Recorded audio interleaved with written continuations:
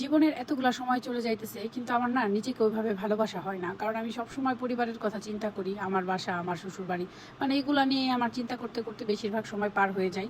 কিন্তু এখন জীবনের এক পর্যায়ে এসে আমার মনে পড়তেছে যে আমার নিজেকে আর অনেক ভালোবাসার দরকার ছিল। তো কেননা এখন থেকেই শুরু করি। তো নিজের মনের যে ক্ষুদ্র ক্ষুদ্র ইচ্ছা, এগুলোকে এখন আমার প্রাধান্য দেওয়া দরকার। তাই নিজের টাকায় নিজের জন্য ছোট্ট একটা গিফট নিয়ে নিলাম। এই তো এই বল পেন্ডেন্টটা নিয়েছি আমি আমার নিজের জন্য। তোমাদের সাথে অবশ্যই আমি শেয়ার করব। দেখো কোনটা বেশি সুন্দর। আমরা আসলে দুটোটাই নিয়েছি, একটা আমার ননাস নিয়েছে, একটা আমি নিয়েছি। আমারটা ছিল একটু বড়, ননাসেরটা একটু ছোট। নিজের মনের ইচ্ছা পূরণ করার জন্য আমি আমার মানে কি বলবো, আমার ফেসবুকের যে টাকাটা পেয়েছিলাম সেই টাকা দিয়ে আমি বড়দের পিছনে কিছু খরচ করেছি, মানে আমার ফ্যামিলি মেম্বার্স।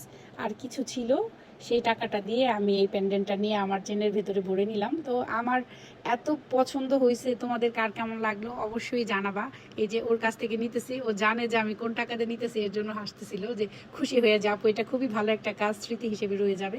এই দেখো আমি আমার আগের পেন্ডেন্টটা খুলে নিছি, এটা কেমন হয়েছে অবশ্যই সবাই আমাকে জানাবা।